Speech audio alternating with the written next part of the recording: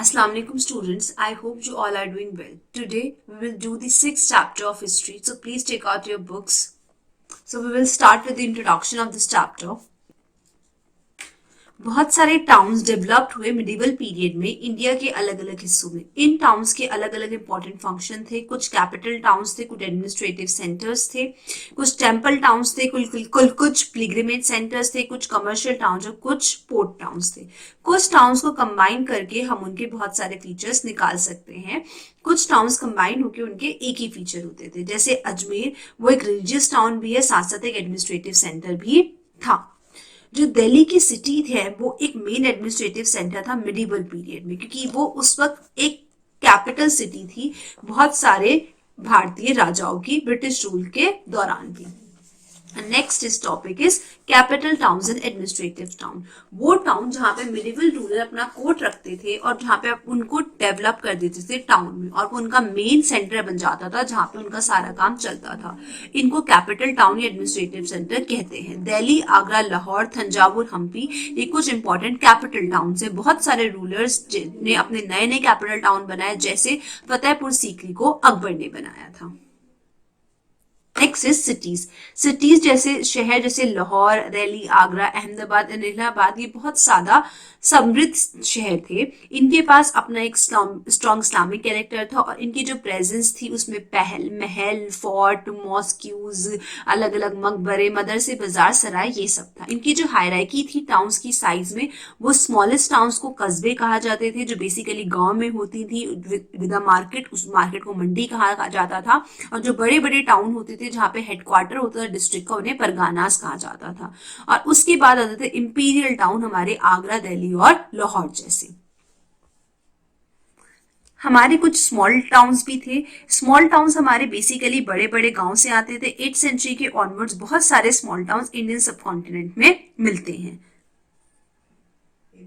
Usually in towns में public space होती थी गांव के पास, जहाँ पे लोग अपनी जो भी वो चीज उगाते थे उसे बेचने के लिए लाते थे। वहां पे गलियां होती थी, एरिया होती थी जहाँ पे अलग अलग तरह के क्राफ्टमेंट होते थे, जैसे हमारे पॉटर, स्टोन मेसन, मतलब मिट्टी से बर्तन बनाने वाले, मिट्टी से चीजें बनाने वाले, पत्थर की कटाई करने वाले, ऑयल तेल निकालने वाले, या लोहार। कुछ कुछ ट्रेडर भी इन टाउन में रहते थे, जो लोग ट्रैवल करते थे, कुछ लोकल प्रोडक्ट्स को इधर से उधर लाते थे और फिर वो उन्हें अपनी दूर दूर जगह पे जाके बेचते थे। जो लोकल जमींदार थे उनके पास एक हक होता था कि वो टैक्स ले सकते थे ट्रेडर आर्टिशन से उस आर्टिकल पे जिसका वो बिजनेस करते हैं। कभी कभी ये जो टैक्स करने का राइट होता था, जो हक होता था, जो ड्यूटी होती थी और मार्केट को देखने की, वो लोकल टेम्पल्स अथॉरिटीज को रूलर्स राजा दे देते थे, जिससे वो टैक्स भी इकट्ठा कर सके और साथ साथ इकट्ठे हुए टैक्स से वो अपनी लोकल टेम्पल्स, अपने टेम्पल की भी रखवाली कर सके। नेक्स्ट है temple and pilgrimage centres. Temple town जहाँ पे अक्सर बड़े बड़े मंदिर होते थे, और पिलग्रिमेज सेंटर जहाँ पे लोग अपने धर्म से रिलेटेड पिलग्रिमेज करने, धार्मिक यात्राएं करने जाते थे। मिडिवल पीरियड के दौरान बहुत सारे Pilgrim centre, temple town develop हुए शहरों के अंदर।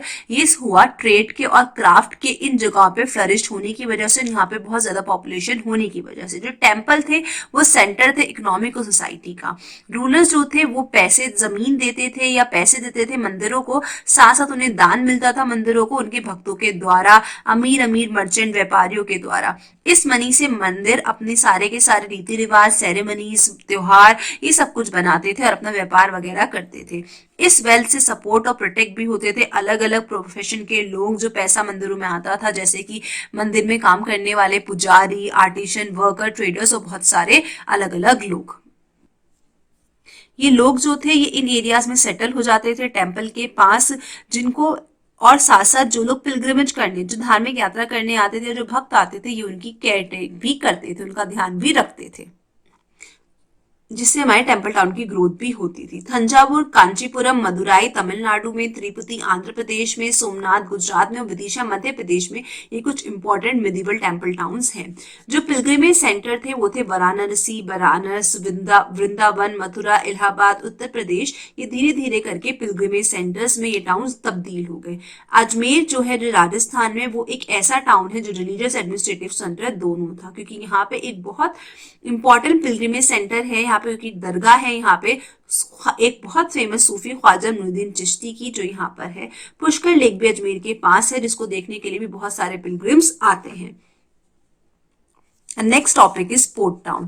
कैम्बे जिसे खंबत, सूरत, भरूच गुजरात में, मसूलीपट्टनम आंध्र प्रदेश, कोचिन, कोची, कैलिकट केरला में कुछ इंपॉर्टेंट पोर्ट टाउन्स है मिडिवल पीरियड। कैम्बे एक बहुत इंपॉर्टेंट और सबसे रिचेस्ट पोर्ट है, जहाँ क्योंकि बहुत सारे बिजनेस कैम्बे के जरिए, समुद्र के जरिए अपना बिजनेस करते थे। ये टाउन फ्लरिश होते थे। पोर्चुगीज ने कॉलोनीज को सेटअप करा वेस्टर्न कोस्ट पे, और कैम्बे एक बहुत फेमस कटिंग एगेट्स में भी था, जो प्रीशियस स्टोन्स को कट करते हैं, जो अलग अलग पार्ट से इंडिया के आते हैं। और वो स्टोन्स को कट करते हैं बीड्स में, छोटे छोटे मोतियों में, अलग अलग चीजों में, जिससे वो बाकी जगहों पे उनका ट्रेड करते हैं। Next is craft town.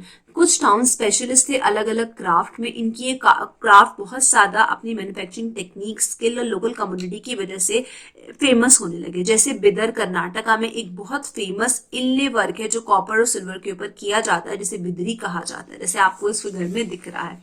पतन गुजरात में होता है, जो एक फेमस डाइंग टेक्निक है। मुर्शिदाबाद वेस्ट बंगाल में अलग अलग तरह की सिल्क्स मिलती है। बयाना एक फेमस इंडिगो है। और खैराबाद जो अवध में है, ये अपने इंपॉर्टेंट टेक्सटाइल के लिए बहुत ज्यादा फेमस है। जो आर्टिशंस थे चोलास के वक्त, चोलास राजों के वक्त, वो बहुत ज्यादा खूबसूरत ब्रॉन्ज की इमेजेस बनाते थे, जो आज भी बहुत ज्यादा मशहूर है। नेक्स्ट है फाउंडेड टाउन्स। बहुत सारे नए नए सेटलमेंट स्टैब्लिश हुए मुगल पीरियड के दौरान, जो यूजुअली जागीरदार थे, जो वो इन टाउन्स की फाउंडेशन रखते थे, और इसे एम्परर सपोर्ट करता था। जागीरदार इन टाउन की फाउंडेशन रखते थे और राजा इन्हें सपोर्ट करता था। जैसे शाहजहांपुर का जो टाउन है उत्तर प्रदेश में, उसे 2 अफगान जागीरदार ब्रदर दिलेर खान और बहादुर खान ने फाउंड किया था, और उन्हें सपोर्ट कर था मुगल एम्परर शाहजहां ने। मुरादाबाद जो है उत्तर प्रदेश में, इसकी फाउंडेशन रखी थी प्रिंस मुराद ने, जो शाहजहां के बेटे थे। फर्रुखाबाद और गाजियाबाद ऐसे 2 शहर है जिनकी फाउंडेशन रखी गई 18वीं सेंचुरी में। फतेहपुर सीकरी को बनाया था अकबर ने। एक बहुत फेमस सूफी सेंट थे सलीम चिश्ती, उनको रिस्पेक्ट में, उनकी दुराजरारी में अकबर ने फतेहपुर सीकरी को बनाया था, क्योंकि वो इसी गांव में, सीकरी गांव में रहते थे। साथ साथ उन्होंने अपनी जो विजय हासिल करी थी गुजरात पे, इसको सेलिब्रेट करने के लिए भी फतेहपुर सीकरी को बनाया था। इसीलिए इसको फतेहपुर इसका नाम दिया गया, क्योंकि फतेह का मतलब होता है जीत हासिल करना। ये जो नए टाउन्स थे, इन्हें पॉपुलेट करना जरूरी था, इसलिए लोगों को फोर्सिबली इन टाउन्स में भेजा गया। दूसरे वक्त पे अलग अलग तरीके से लोग यहाँ पे आते थे, लोगों को कंसेशन दिया जाता था इन जगह पे आने के लिए, और लोग इन जगह पे मूव भी होते थे, इन्हें बेटर अपॉर्चुनिटीज मिलती थी। नेक्स्ट है ट्रेडर, आर्टिशंस एंड क्राफ्टमैन। बहुत सारे अलग अलग तरह के ट्रेडर्स, छोटे बड़े, जो छोटी छोटी जगहों से अलग अलग लिमिटेड प्रोडक्ट्स के साथ ट्रेड करते थे। साथ साथ अमीर जो अलग अलग वैरायटी के ट्रेड्स में, अलग अलग वैरायटी की गुड्स में ट्रेड करते थे, ये सब अपनी बड़ी बड़ी फ्लीट्स को लेके, अपनी बड़ी बड़ी शिप्स को लेके ट्रेड करते थे अलग अलग जगहों पे। बहुत सारे ट्रेडर्स को हम बंजारास कहते हैं, जो अपनी फैमिलीज के साथ अलग अलग जगहों के गुड्स के साथ ट्रांसपोर्ट करते थे अपनी बैलगाड़ी के अंदर। ये लोकली ट्रेडेड गुड्स, जैसे खाने की बनी हुई चीजें, कच्चा माल जैसे कॉटन, इंडिगो, इन सबको मैन्युफैक्चरिंग सेंटर्स लेके जाते थे, जहां पे इन चीजों से चीजें बनती थी। जो फॉर्मर ट्रेडर्स होते थे, वो अपने गिल्ड्स बनाते थे, जिससे उनका वो अपने आप को बचाने के लिए। मणिग्राम और नाना देसी, ये 2 फेमस गिल्ड थे साउथ इंडिया के। अलग अलग पीपल जो थे, अलग अलग कास्ट और रिलीजन के, वो इन ट्रेडिंग प्रोफेशन को ज्वाइन करते थे। जो इंपॉर्टेंट ट्रेडिंग ग्रुप थे उस वक्त, वो थे हिंदू बनियाज, जैन्स, मुस्लिम मर्चेंट्स, मालाबार अरब, अफगान, मुल्तान खत्रीज और ग्रेन मर्चेंट्स। जो बहुत important well known trading period था, वो थे विरजी वोरा और अब्दुल गफूर। ये बहुत फेमस ट्रेडर्स थे उस वक्त के। दोनों बहुत ज्यादा रिच ट्रेडर्स थे, जिनकी अपनी अपनी बहुत बड़ी बड़ी शिप्स थी। मलाया चेट्टी एक और अनदर रिच पावरफुल ट्रेडर थे उस वक्त के। नेक्स्ट है फॉरेन ट्रेड। इंडियन ट्रेडर्स जो थे वो बहुत ज्यादा अलग अलग जगहों पे, अलग अलग पोर्ट्स के जरिए ट्रेड करते थे। Red Sea, Persian Gulf, East Africa, South East Asia, China, इन सब में। स्पाइसेस और टेक्सटाइल सबसे ज्यादा ट्रेड होने वाली, व्यापार होने वाली वस्तुएं थी। दूसरी चीजें जो इंडिया से एक्सपोर्ट होती थी वो थी राइस और बहुत कीमती पत्थर, मेटल जैसे सिल्वर, टिन, ये साउथ ईस्ट एशिया से एक्सपोर्ट होता था। गुड क्वालिटी के हॉर्स पर्शिया से, और साथ साथ अलग अलग चीजों से हम इंडिया में मेन इंपोर्ट्स होते थे।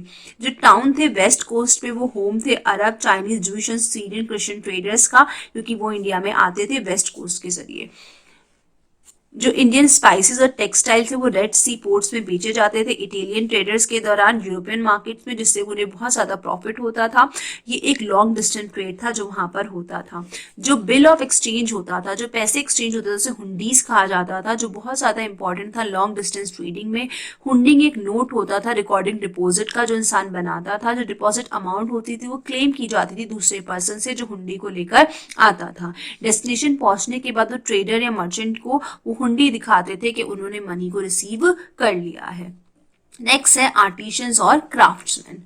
दो तरह के आर्टिशियंस एंड क्राफ्टमैन होते थे। एक वो जो गांव के अंदर आर्टिशियंस होते थे, जो पार्ट टाइम अलग अलग काम जैसे तेल निकालना, नील की खेती करना, चीनी बनाना। दूसरे प्रोफेशनल आर्टिशियंस होते थे जो मूर्तियां बनाते थे या कपड़ा बुनते थे। जो ट्रेड और कॉमर्स जैसे जैसे बढ़ने लगा, मर्चेंट्स धीरे धीरे अपना कंट्रोल करने लगे इन आर्टिशियंस के ऊपर। एक डिमांड होने लगी थी मार्केट में चीजों की, कपड़े की, जिसकी वजह से जो क्राफ्ट थी कपड़ा बुनने की, डाई करने की, वो बहुत ज्यादा बढ़ने लगी। ज्यादा से ज्यादा लोग इस क्राफ्ट के अंदर अपने आप को इन्वॉल्व करने लगे। बहुत सारे आर्टिशियंस और जो क्राफ्टमैन थे वो एम्प्लॉयड होने लगे। अलग अलग जो बिल्डिंग्स बनती थी, अब जो मंदिरों की जगहें बनती थी, जो कारखाने और वर्कशॉप होती थी, वो भी बहुत सारे रूलर्स ने अलग अलग क्राफ्ट की बनाई थी।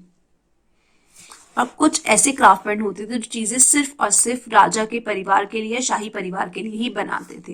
कुछ आर्टिशियंस की कम्युनिटी या क्राफ्टमैन जो थे वो बहुत ज्यादा समृद्ध हो गए मिडिवल इंडिया में, और वो थे सालियार और कायलोकर्स। ये कपड़ा बुनने की कम्युनिटी थी, बहुत ज्यादा समृद्ध हो गई, यहाँ तक कि वो मंदिरों को भी डोनेशन देने लगी। पंचालास और विश्वकर्मा कम्युनिटी में सुनार, लोहार, मजदूर, कारपेंटर, ये सब आते थे जो मंदिर की बिल्डिंग बनाने में बहुत इंपॉर्टेंट रोल प्ले करते थे। साथ साथ वो बहुत सारे महल, बड़ी बड़ी बिल्डिंग, टैंक्स और रिजर्वायर्स भी बनाते थे। So students, that's all for this chapter. इस चैप्टर में हमें इतना ही पढ़ना था। Now we will do the exercise of this chapter. अब हम इस चैप्टर की एक्सरसाइज करेंगे। So this is the tick the correct of this chapter. The first question is the dargah of the Sufi saint Khwaja Muinuddin Chishti is, जो दरगाह है ख्वाजा मुइनुद्दीन चिश्ती की वो कहाँ पर है? अजमेर में। Next question is Masulipatnam is situated on the bank of river. Masulipatnam किस नदी के किनारे है? Krishna. Third is Kalamkari was an important craft of. Kalamkari कहाँ की इंपॉर्टेंट कला है? मसूलीपट्टनम। तिरुपति, तंजावुर, मदुराई एंड सोमनाथ ये किसके एग्जाम्पल हैं? टेम्पल टाउन्स के। Fifth is the artisans under the Cholas specialize in. जो आर्टिशियंस होते थे चोला साम्राज्य के अंदर वो किस में स्पेशलाइज थे? ब्रोंज इमेजेस में। Now we will do the true false of this chapter. The first is Cambay was famous for cutting agates. Cambay famous था पत्थरों की कटाई करने के लिए, that is true. Second is spices and textile were the major items exported from India.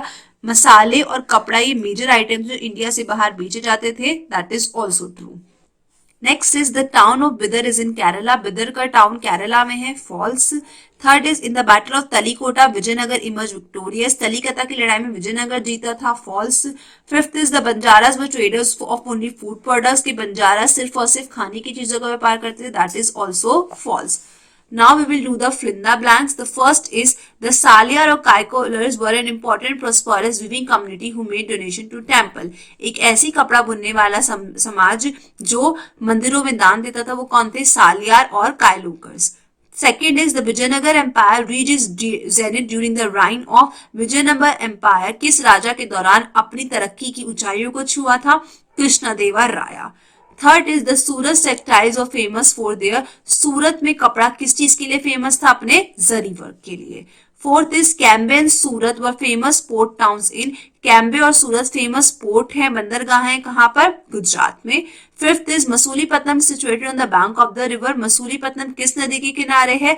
Krishna. और कहाँ पर है? Andhra Pradesh. Now we will do the question answers of this chapter. So we will not do the first question. Now we will move on to second question. Second question is what is Bidar in Karnataka famous for? Karnataka का बिदर किस चीज के लिए famous था? इसका answer आपको मिलेगा page number 62 पे. Now we will go to page number 62. Page number 62 पे जहां आपका एक क्राफ्ट टाउन्स लिखा है, इसकी लास्ट में देखिए बिदर इन कर्नाटका से लेके जहां पे बिदरी लिखा है यहां तक है आपका आंसर नंबर डी का 2. हमारा आंसर नंबर डी का 3, क्वेश्चन नंबर डी का 3 है mention the name of the some foreign travellers who visit the Vijayanagar empire. कुछ ऐसे विदेशी ट्रैवलर्स का नाम बताइए जिन्होंने विजयनगर एम्पायर को ट्रैवल किया था. इसका आंसर मिलेगा हमें पेज नंबर 65 पे. पेज नंबर 65 पे जो आपका पिंक बॉक्स है इसमें इस पिक्चर के नीचे जहाँ पे लिखा है some of the foreign travellers, some of the foreign travellers से लेके 5th लाइन में लिखा है निकोलो कॉन्टी. ये है आपका आंसर नंबर डी का 3. And next question is what is the other name for Masulipatam? How did it derive its name? Masulipatam का दूसरा नाम क्या था और उसका यह नाम कैसे पड़ा? Next question is between whom and when was the battle of Talikota fought? तलिकोता की लड़ाई किसके बीच हुई थी? इन दोनों क्वेश्चन का आंसर हमें मिलेगा पेज नंबर 65 पे. पेज नंबर 65 के लास्ट में आपका जहां मसूलीपट्टनम की हेडिंग है वहां इसकी फर्स्ट लाइन से द टाउन ऑफ मसूलीपट्टनम से लेके इसकी 6th लाइन में लिखा है मछली ऑफ अ फिश. यहां तक है आपका आंसर नंबर डी का 4. इसी पेज पे जहां हमने हमारा आंसर नंबर डी का 3 लगाया था उसी के नीचे द इंपॉर्टेंस ऑफ हम्पी से लेके बिदर तक ये है आपका आंसर नंबर डी का 5. So student that's all for this chapter. इस चैप्टर में हमें और कुछ नहीं करना है. इसके tick the correct, true false और फिल इन द ब्लैंक्स आपको बुक में ही करने हैं. कॉपी में आपको इसका सिर्फ क्वेश्चन नंबर डी का 2, 3, 4 एंड 5 करना है. So that's all for this today's class. Inshallah we will meet in the next class. Till then, Allah Hafiz.